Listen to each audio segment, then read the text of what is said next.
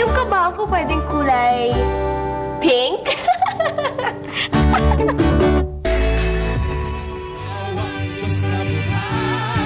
Ang papuri ko sa'yo'y alam, luwalhatiin ka, magpakailanman. Tayo na sa binigyan, sama-sama isigaw ang pangalan ni Jesus. Liwanag niya at dinidinig sa buhay ko. Tayo na sa binigyan, sama-sama isigaw ang pangalan ni Jesus. Liwanag niya at dinidinig sa buhay ko. Todo bigay! Todo bigay! Ang papuri, todo bigay! Sama-sama, todo bigay! Walang titigil, todo bigay! Tayo na sa piling niya, sama-sama isigaw ang pangalan ni Jesus. Liwanag niya magdidinig sa buhay ko. Tayo na sa piling niya, sama-sama isigaw ang pangalan ni Jesus. Liwanag niya magdidinig sa buhay ko. Todo bigay! Todo bigay! Ang papuri, todo bigay! Sama-sama, todo bigay! Walang titigil, todo bigay! Wala nang higit pa! Wala nang higit pa!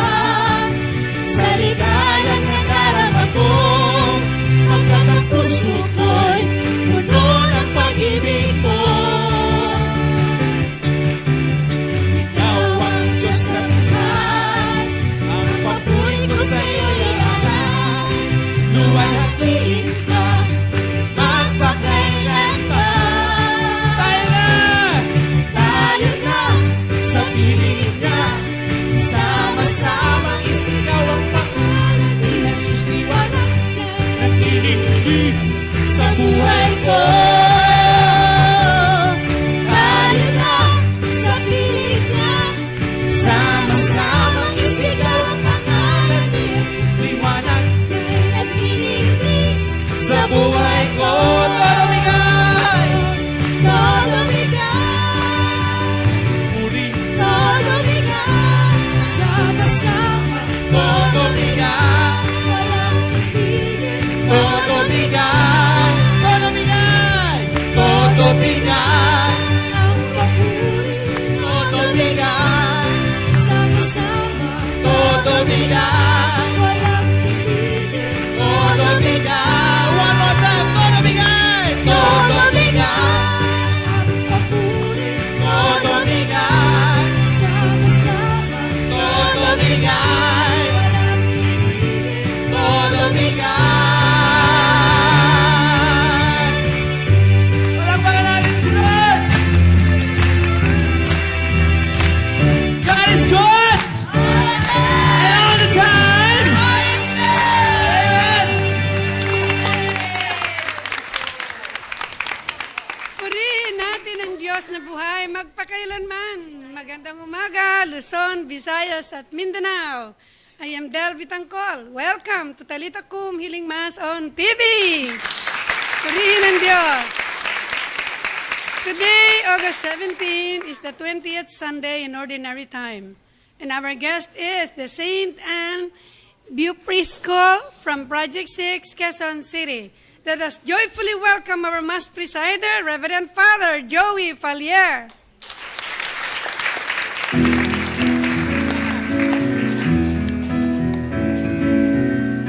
Welcome Christ into your home. You must have washed the Savior's feet. Are truly blessed to friend the Lord when weary and forlorn. Blessed are you who serve the Lord's need. You must share His wondrous deeds.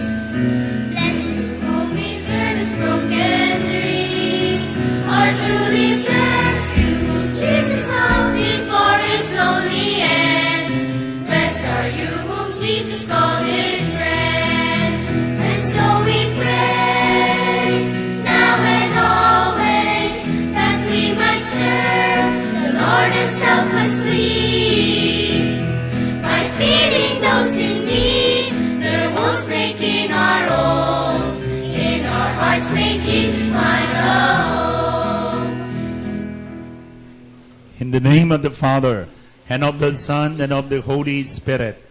Amen. The grace and peace of God our Father, the Lord Jesus Christ, the love of the Blessed Mother be always with you. And with your spirit. Good morning, brothers and sisters. Good morning, Father. Maganda po ba ang inyong morning? Amen. Gusto niyong lalong gumanda? Amen. Tingnan mo ang inyong katabi. Gumanda o sumama? Gumanda. This is indeed a beautiful Sunday morning. Let's give praise and glorify the Lord for giving us this Praise the Lord. 20th Sunday. I praise and thank the Lord for giving me the strength to be able and the grace to be able to celebrate 32 healing mass in 32 healing masses in 32 consecutive nights in the United States. It is indeed a blessing from the Bay Area to New Jersey to New York to LA, and I was able to celebrate 32 healing masses in 32 healing churches. And so, with this in mind, we also would like to thank the Lord for all the manifold blessings that God has given to us, to our family, to our community. Amen. In the silence of our hearts, let us utter to the Lord our particular intentions for this Mass. We remember in a very special way my brother priest in the Diocese of Lucena who died some days ago, very young, at the tender age of 34 years old, 5 years in the ministry, Father J. Recaprente. So we pray for his repose of the soul and Ami Pasumbal. For the birthday greetings and special intention of Nino Akyatan, Aster Gabieta, Mercedes Rabano Polos, for the special intention and healing of Dante Sanga, Fredo Rances, Minda Palumbarit, and all our special intentions. O God, who have prepared for those who love you good things which no eye can see, fill our hearts, we pray, with the warmth of your love, so that loving you in all things and above all things, we may attain your promises which surpass every human desire, through our Lord Jesus Christ, your Son, who lives and reigns with you in the unity of the Holy Spirit, one God, forever and ever. Amen. Isaiah foresees the time when foreigners or Gentiles join themselves to the Lord. The prophecy is fulfilled in Jesus, who ministers to a Canaanite woman in need. Brothers and sisters, the first reading. A reading from the book of the prophet Isaiah. Thus say the Lord, observe what is right, do what is just, for my salvation is about to come, my justice about to be revealed. The foreigners who joined themselves to the Lord, ministering to him, loving the name of the Lord, and becoming his servants, all who keep the Sabbath free from profanation, and hold to my covenant, them I will bring to my holy mountain, and make joyful in my house of prayer. Their burnt offerings and sacrifices will be acceptable on my altar, for my house shall be called a house of prayer for all peoples. The word of the Lord. Thanks be to God.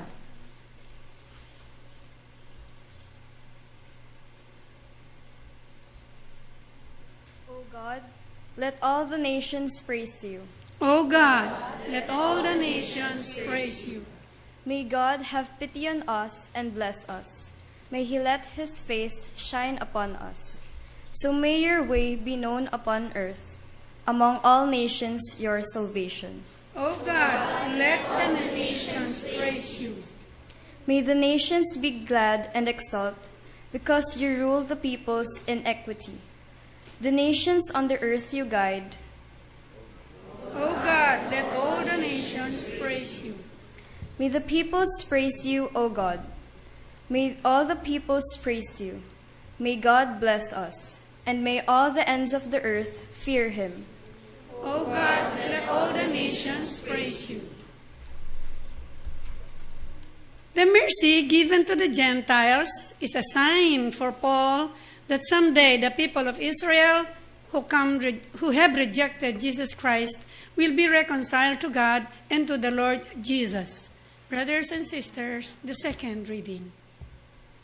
A reading from the book of the prophet Isaiah. A reading from the letter of St. Paul to the Romans. Brothers and sisters, I am speaking to you Gentiles, inasmuch as I am the apostle to the Gentiles. I glory in my ministry, in order to make my race jealous, and thus save some of them. For if their rejection is the reconciliation of the world, what will their acceptance be but life from the dead? For the gifts and the call of God are irrevocable. Just as you once disobeyed God, but have now received mercy, because of their disobedience. So they have now disobeyed in order that by virtue of the mercy shown to you, they too may now receive mercy. For God delivered all to disobedience, that he might have mercy upon all. The word of the Lord. Thanks be to God.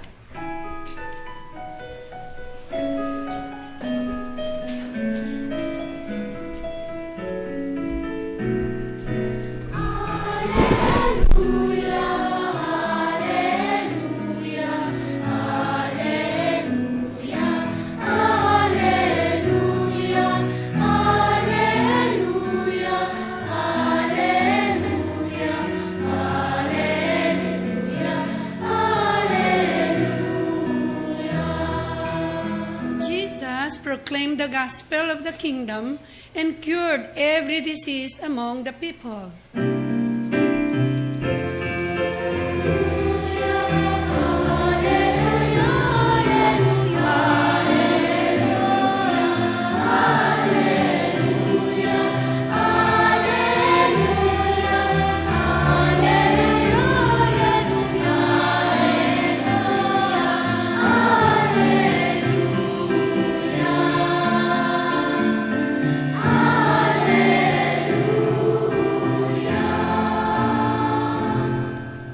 The Lord be with you. And with your spirit. A reading from the Holy Gospel according to Matthew. Glory to you, O Lord.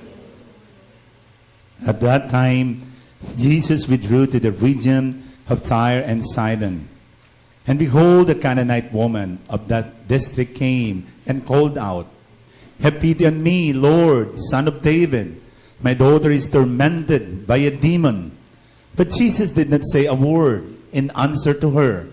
Jesus' disciples came and asked him, "Send her away, for she keeps calling out after us." He said in reply, "I was sent only to the lost sheep of the house of Israel." But the woman came and did Jesus homage, saying, "Lord, help me." He said in reply, "It is not right to take the food of the children and throw it to the dogs." She said, "Please, Lord, for even the dogs eat the scraps that fall from the table of their masters."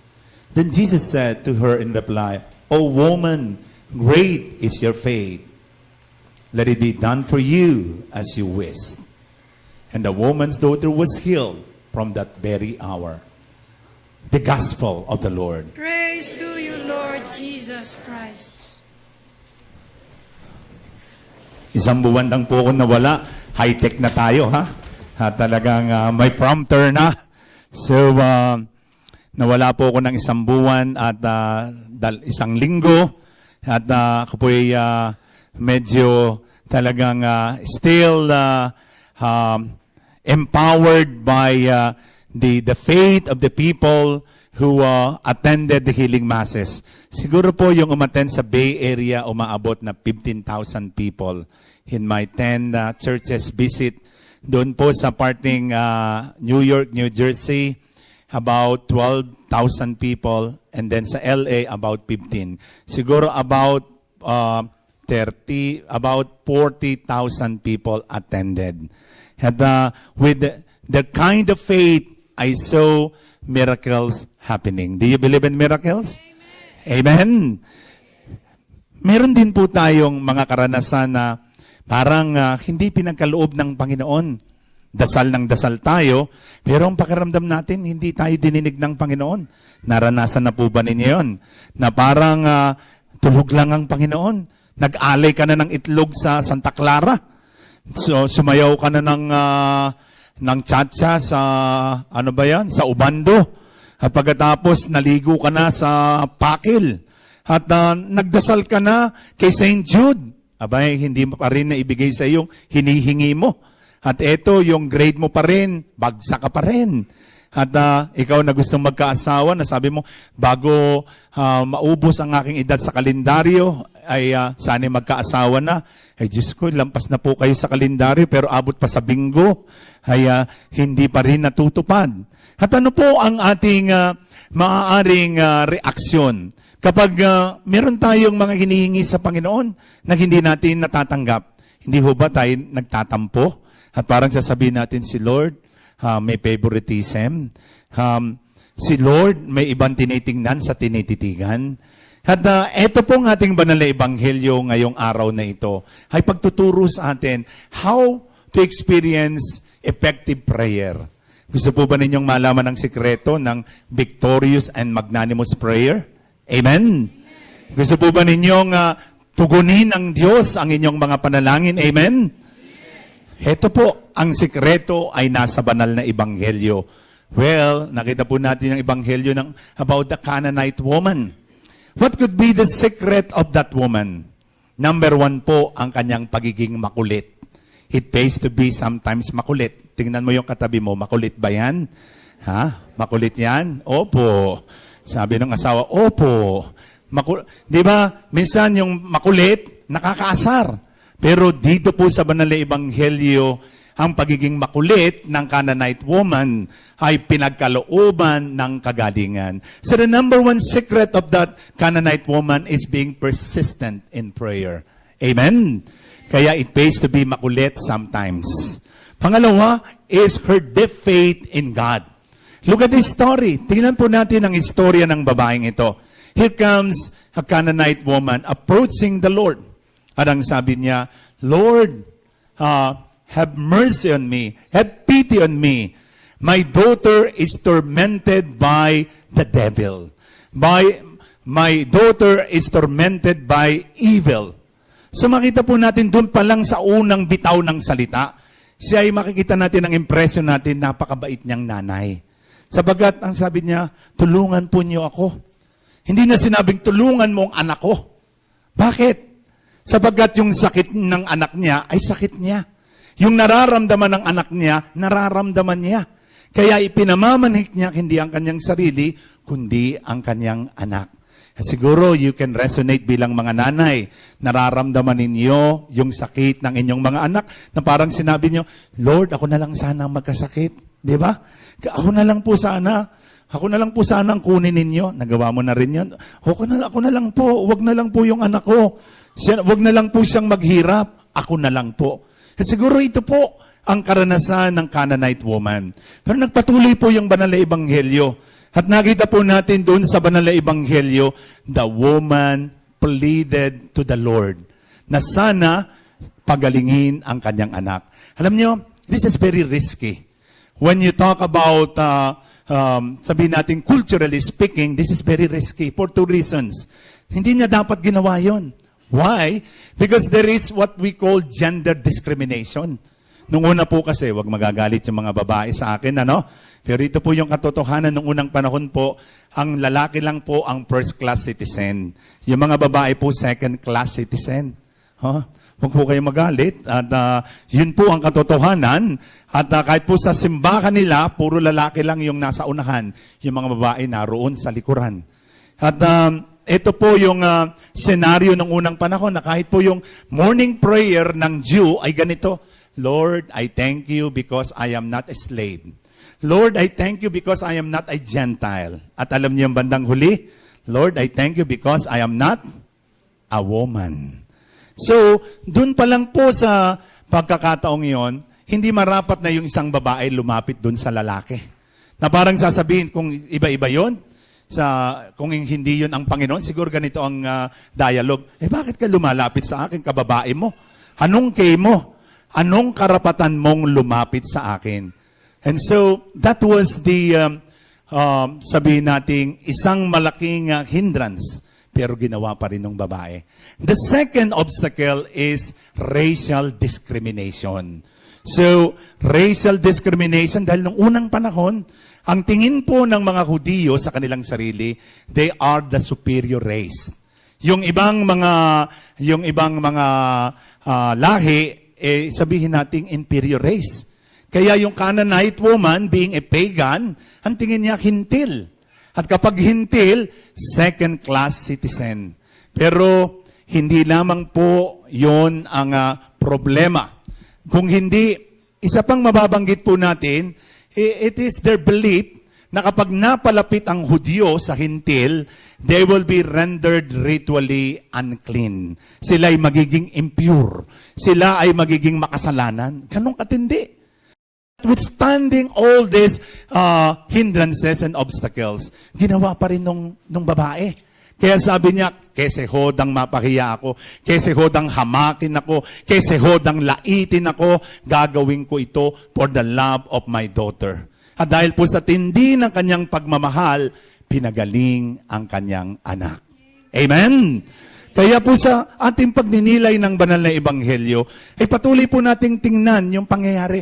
Parang isang teleserye na sabi ng Panginoon ay, well, my mission is to find the lost sheep of Israel.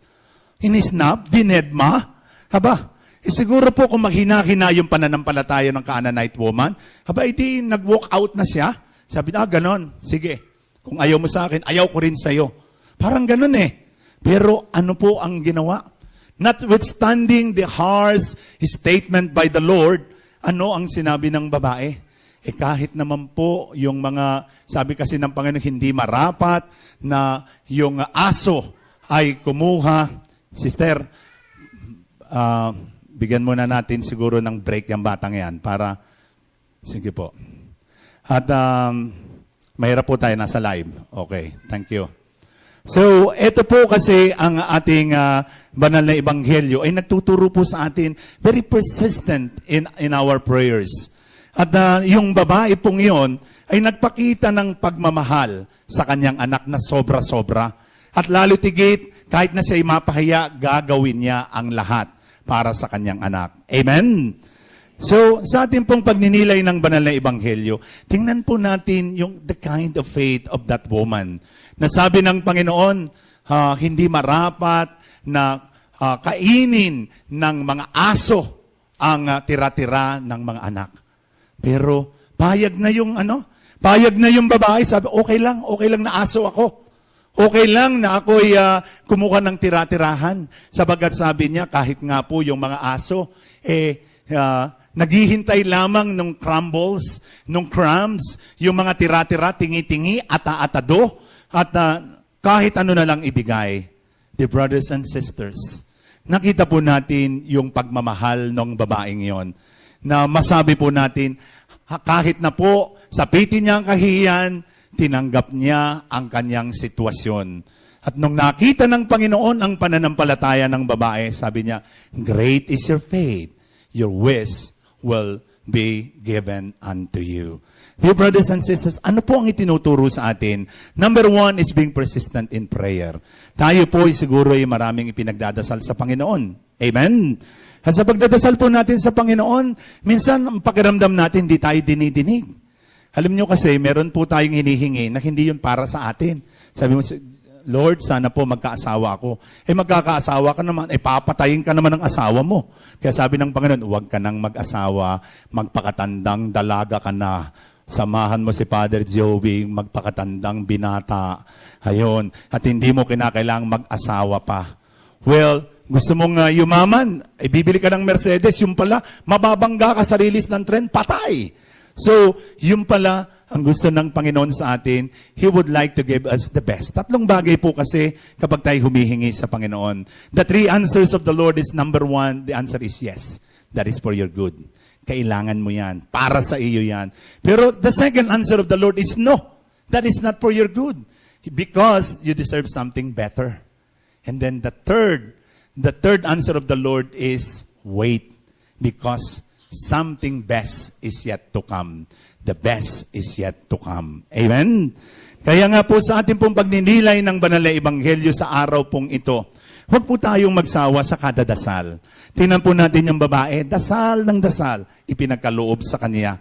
At naalala ko po kasi yung istorya ng 3 palaka. Yung 3 pong palaka na nahulog sa malaking kawa ng gatas. Yung una pong palaka ay naglangoy, pero kinabahan, inatake sa puso, patay. Yung pangalawang palaka, naglangoy, nagpahinga, at hindi siya nag-pacing, ayun, nag-cramps, ayun, inatake sa puso, patay. Yung pangatlong palaka, gusto po ninyong malaman ang istorya ng pangatlong palaka?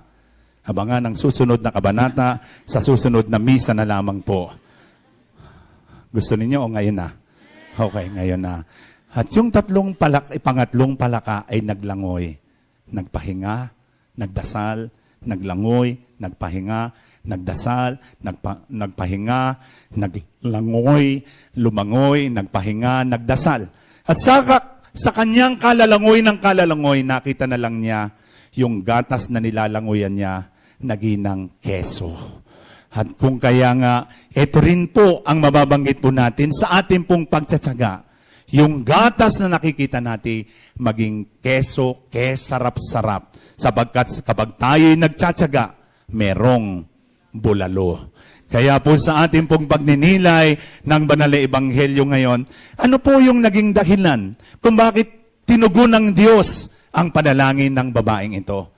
Well, because of her urgent need. Because of her, sabihin natin, hopeless situation. Na sabi niya, this is the turning point of my life. Gagawin kong lahat para sa aking anak. It is her maternal love that made her approach to Jesus. Kung kaya naman dininig ng Diyos ang kanyang panalangin. And so for her, the Lord is not just a healer or a helper. The Lord is the answer to her prayers. The Lord is the hope of all her life. Kaya nga ang tingin niya sa Panginoon, hindi lamang po sabihin natin divine worker or miracle worker. Ang tingin niya sa Panginoon, she is the Savior. See, the Lord is the life of not only of her daughter, but her life. The Lord is all her life. Kaya nga naman, pinagkaloob ng Panginoon ang gagalingan sa Kanya. Dear brothers and sisters, ano po ang nakapalaman sa banal na ebanghelyo? Yung pong mga taong nagsasakripisyo, mga taong nagmamahal, naghihintay, nagsasakripisyo, ipagkakaloob ang kagalingan. Ako po sa Amerika ay naka-witness na meron pong lumalapit sa akin, Father, do you remember me? Sabi ko, Diyos ko, sa libu-libong nakita kong tao, you remember, sabi ko nang hula ko, nakita na kita. Umaten ka sa misa ko noon. Oh, yes, Father. Tama po. Nakatsamba ako. Sabi ko, ano po ang problema? Father, ako po ay meron brain cancer stage 4. At ang pangalan niya, Brother Ezekiel Arimbuanga. At sabi sa akin, Father, after you prayed over me, hayon makaranang isang linggo, I was released to the hospital.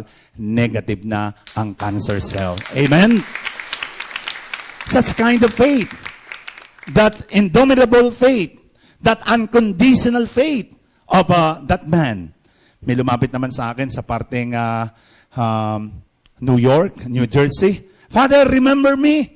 Sabi ko, Diyos ko, sa dami, ganun naman. Alam ko na, umaten ka sa misa ko. Hindi ho, Father. Dinalo po niyo ako sa hospital. Oo. Ano nangyari sa iyo?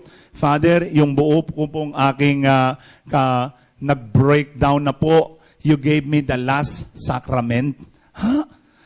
Kayo ho nagbigay sa akin ng last rite. Kumbaga, isang bulati na lang, hindi po may perma. Sabi ko, what's your name? Father, I'm Mike Makabangbang. Oh my God.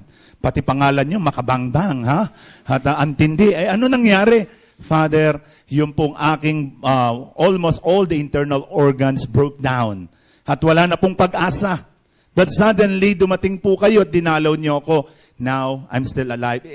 It happened 1 year ago. I am a walking miracle. And I said, it was your faith. It is your faith that made you well. Dear brothers and sisters, what happened to them can happen to you. I'm so happy today. Yesterday, my friend na pinagdasal ko na meron siyang 6 years old, si Caitlin Lim Licop, na meron po siyang dating problema sa kanyang dugo. Gumaling. Makaraan po ang 3 buwan, ay na-relapse at mas matindi ang naging sakit, leukemia. Nadala po sa Amerika. And 8 months na buno sa gamot, nakipagbuno sa doktor, at ito pong batang ito, napakatapang. Parang ang dami nang nakasaksak sa kanyang buong katawan. Sabi, bakit ito? Walang nakasaksak. Haba, ibitin pa. Parang sinabi, ito, puno na. Ito naman, lagyan ninyo. Hindi po siya nagko-complain. At nakita ko yung sakripisyo ng kanyang mga magulang, si Coco at si Cathy Licop Lim. Kung kaya naman, naroon din ang panalangin ng kanilang lola, si Tita Rose at Tito Henry. At ngayon yung bata, kauuwi lang kahapon, pinagaling na ng Panginoon. Kompleto, magkasama ang panalangin, magkasama po ang sakripisyo at pagmamahal ng mga taong nagmamahal sa Kanya. Dear brothers and sisters, what happened to Caitlin? What happened to Mike Makabangbang? What happened to Ezekiel?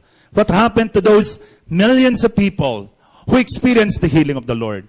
It can happen to you if only you believe in the power of the Lord.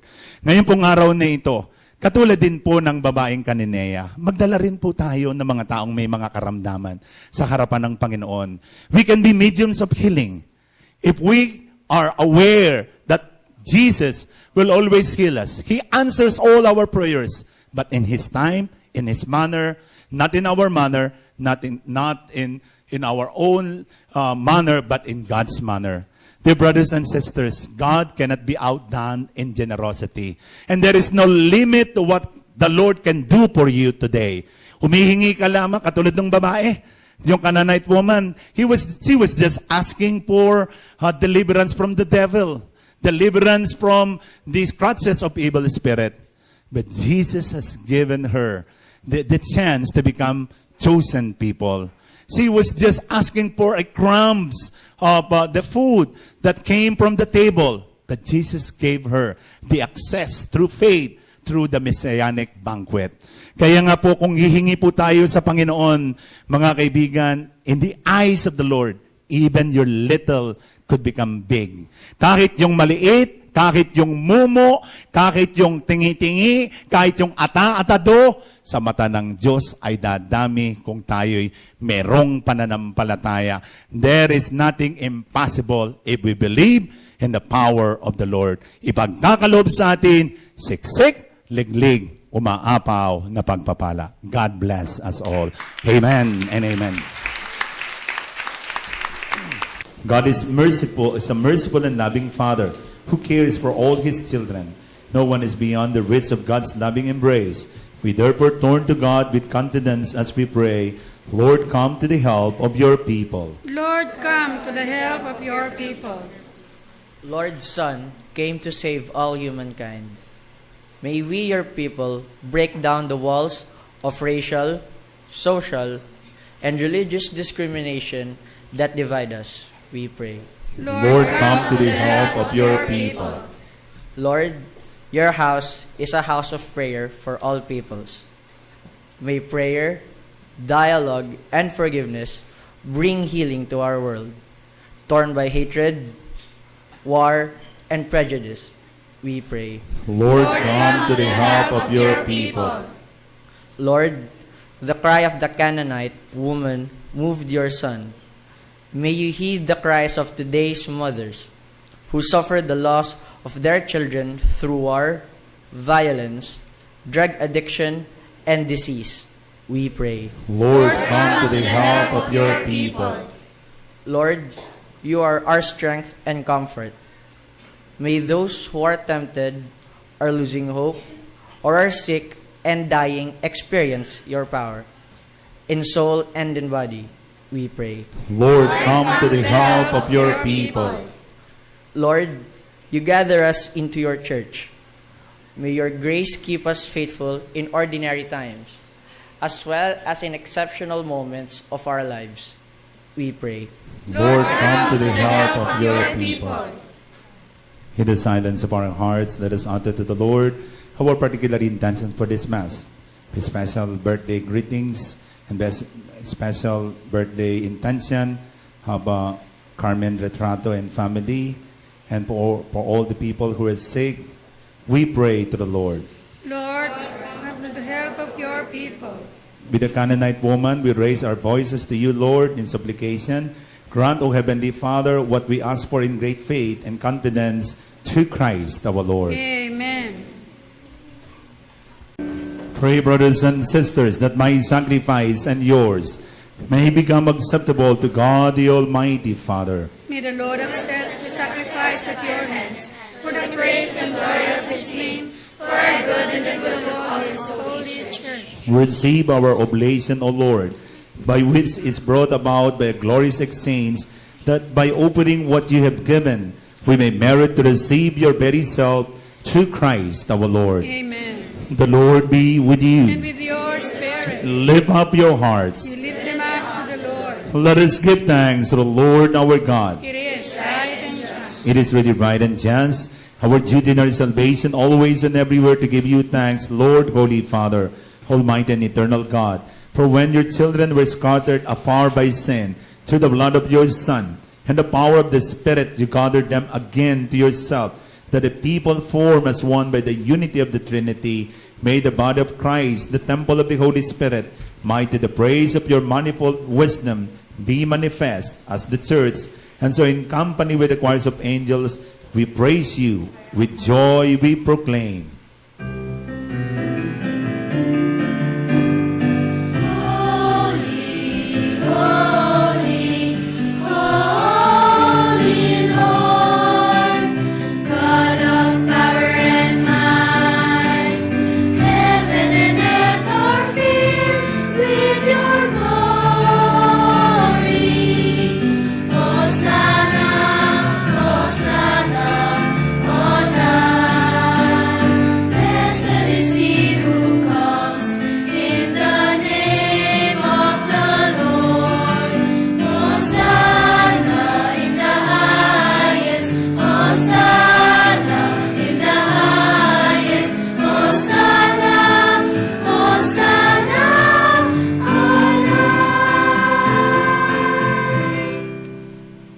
You are indeed holy, O Lord, the fount of all holiness.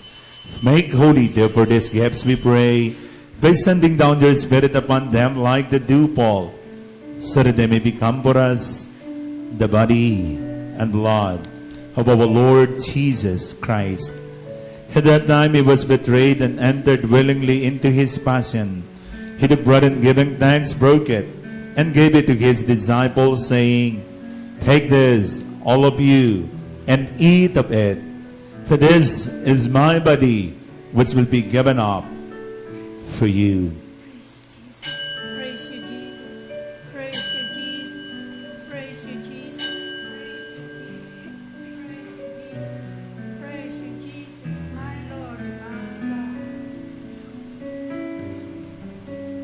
God. In a similar way, when supper was ended, he took the chalice, and once more giving thanks, he gave it to his disciples, saying, Take this, all of you, and drink from it. For this is the chalice of my blood, the blood of the new and eternal covenant, which will be poured out for you and for many, for the forgiveness of sins. Do this in memory of me. Praise you, Jesus. Praise you, Jesus. Praise you, Jesus. Praise you, Jesus. Praise you, Jesus, my Lord and my God. The mystery of faith. We proclaim your death, O Lord, and profess the resurrection until you come again.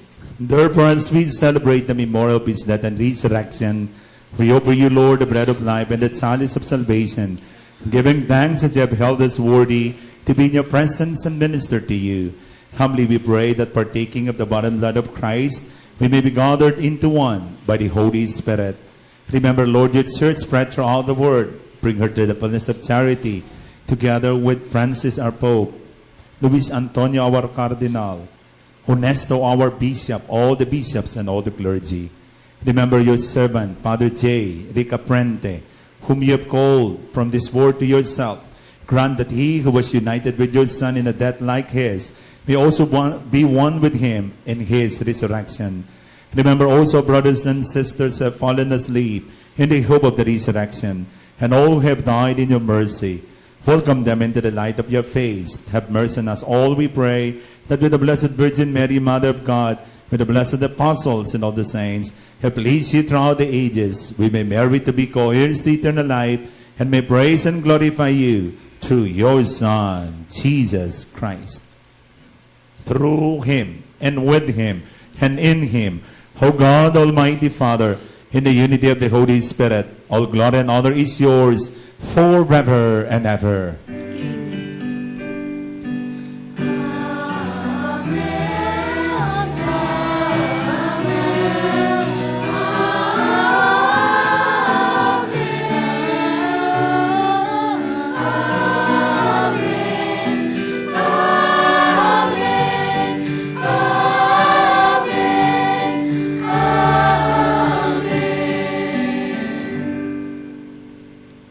As one big family assembled by the Father in heaven, let us join our hands together as we now recite the very prayer that Jesus himself taught to us. Our Father, who art in heaven, hallowed be thy name. Thy kingdom come, thy will be done on earth as it is in heaven. Give us this day our daily bread, and forgive us our trespasses, as we forgive those who trespass against us. And lead us not into temptation, but deliver us from evil. Deliver us, Lord, we pray, from every evil. Graciously grant peace in our days, that by the help of your mercy, we may be always free from sin and safe from all distress, as we await the blessed hope and the coming of our Savior, Jesus Christ. For the kingdom and the power and the glory are yours now and forever. Lord Jesus Christ, who said to your apostles, peace I leave you, my peace I give you. Look not on our sins, but on the faith of your church, and graciously grant her peace and unity in accordance with your will, who live and reign forever and ever. Amen. The peace of the Lord be always with you. And with your spirit. Let's hope each other the sign of peace with a big smile on our face. Peace be with you, Sister Del. Oh, I like your hair, Sister Del. Very nice. Thank you. Peace be with you. Peace be with you. Peace be with you. Yeah, this is good. Lamb of Lamb of God, God, you take away the sins of the world. Have mercy on us. Lamb of God, you take away the sins of the world. Have mercy on us. Lamb of God, you take away the sins of the world. Grant us peace.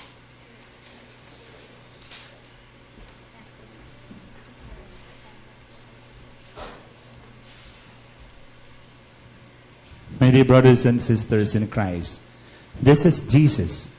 The Word who came down from heaven.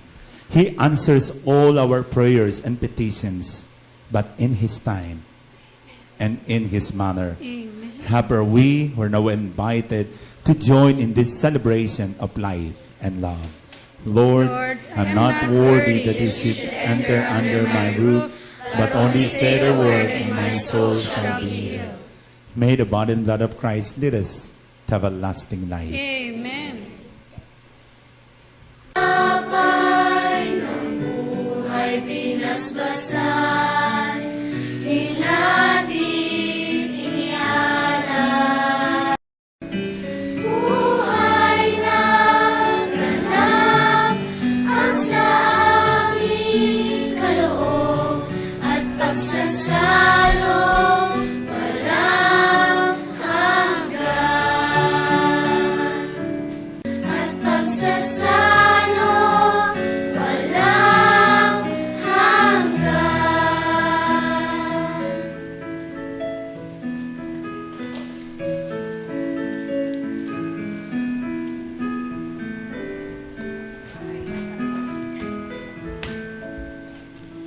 We are inviting you to join our prayer meeting every Saturday at 4 o'clock in the afternoon at the 4th floor of the St. Peter Chapel's building, 296 Quezon Avenue, Rojas District, Quezon City.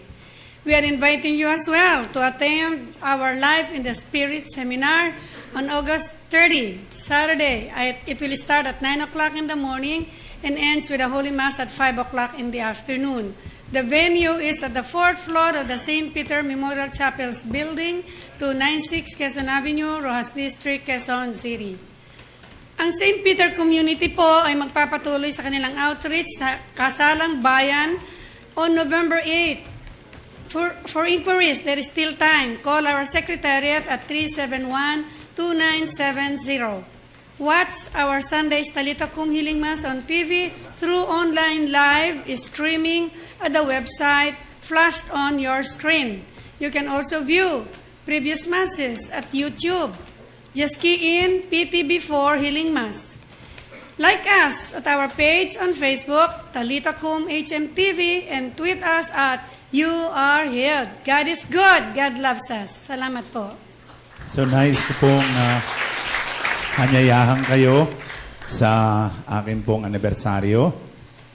25th anniversary ko na po bilang pare. I may look like 10 years in the ministry because of my hair, maybe 5 years. But I'm already 25th, I will be celebrating my 25th anniversary as a priest this coming. Yan, tingnan niyo ako nung ako po'y ordinahan. Yeah. That was me during my ordination 25 years ago. Ayan po, ayan. Para po ako dyan sino yan? Mao Zedong, Jackie Chan, o kaya Richard Yap. Oh, kita mo, na September 12, 2014, save the date. Ang misa ko po ay alas 2 ng tanghali sa kamay ni Jesus, to be followed by reception there. So, all of us are invited. Yes, Father. At dalidigit ang St. Peter, kakanta sa yung mga kasama natin. Opo. So, maraming salamat po for being with me in my journey as a priest for 25 years. You are all parts and parcel of my ministry. Salamat po. Salamat po for being with me in this ministry. In the ups and downs, you are with me and supporting me to become His priest. Maraming salamat po. God Amen. bless us all. So we now stand up as we have our prayers. Let us pray. Made partakers of Christ through these sacraments, we humbly implore your mercy, Lord, that conform to His image on earth, we may merit also to be co-heirs in heaven, who lives and reigns forever and ever. Amen. Together, let us now pray for the national prayer for the papal visit.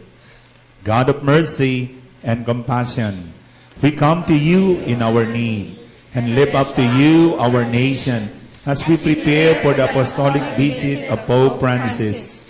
After every invocation, we say together, bless your church, Lord, that we may be faithful to the Pope, the Vicar of Christ on earth. Bless your church, Lord, that we may be eager to meet and listen to Pope Francis. Bless your church, Lord, that we may be compassionate with the poor and the needy. Bless your church, Lord. That we may be merciful with the weak and the lost. Bless your church, Lord. That we may humbly confess our sins and return to God. Bless your church, Lord. That we may frequently and devoutly receive the Holy Communion. Bless your church, Lord. Let us pray. God our Father, we are your children.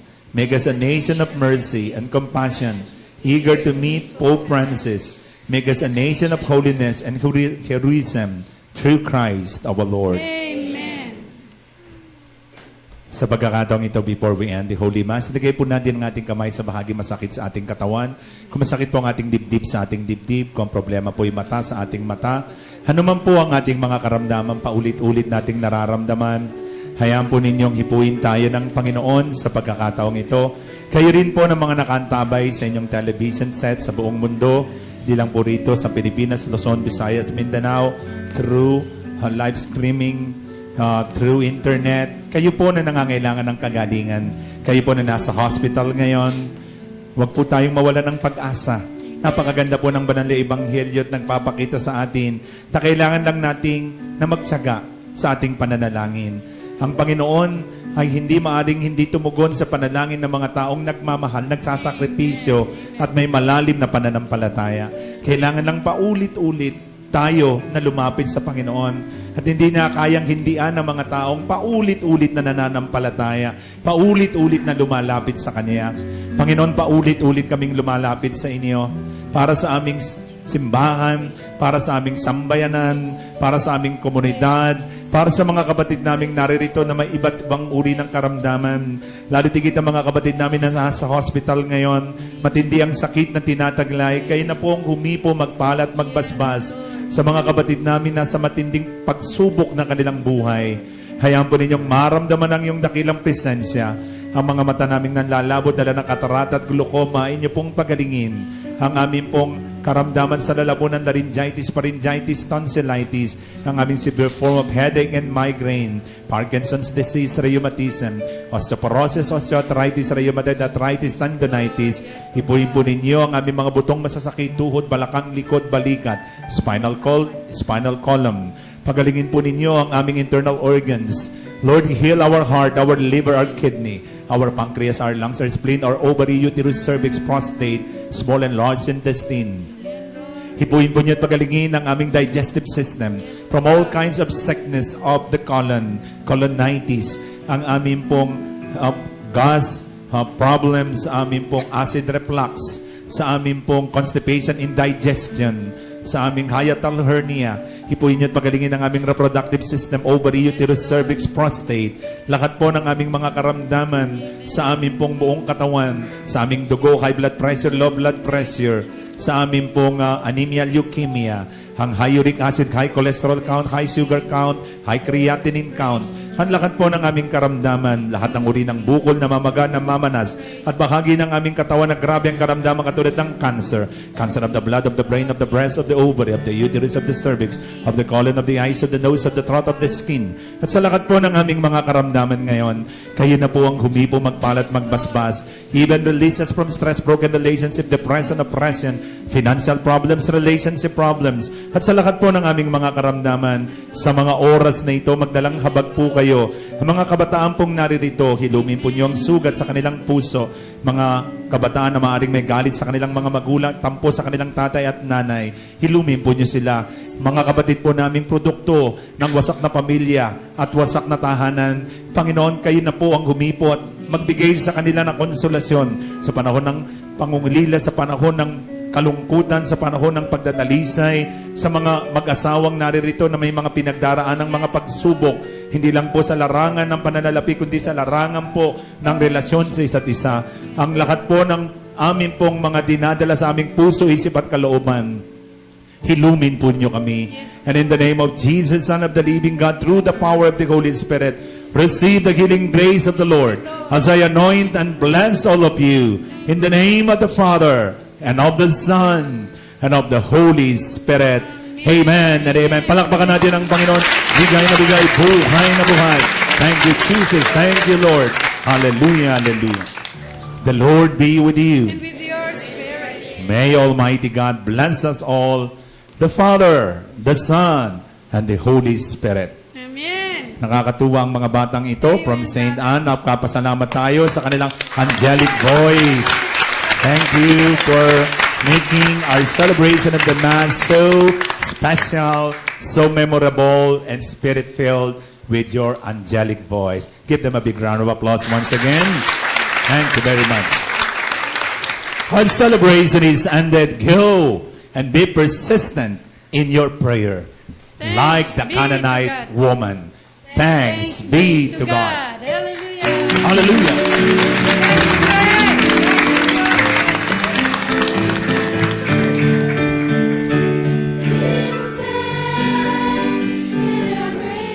We would like to thank our Mass celebrant and birthday celebrant, Reverend Father Joey Fallier, the St. Anne Beaupre School headed by Recep Gaurano and St. Anne the Glee Club with their musical directress, Sister Agnes Lapresca. The PTB4 technical crew, the HMTV production staff, the officers of St. Pedro Group Companies, Dr. Mildred Vitangcol, Mr. Ernie Santiago, Mr. York Vitangcol, the elders of St. Vera Community headed by Brother Ernie Bordeos. I am Delby Tangkol, mga kapatid, laging magpapaalalang mahal tayo ng Diyos. Purihin natin lagi ang Diyos. Unahin natin lagi ang Diyos. Hallelujah. Praise God.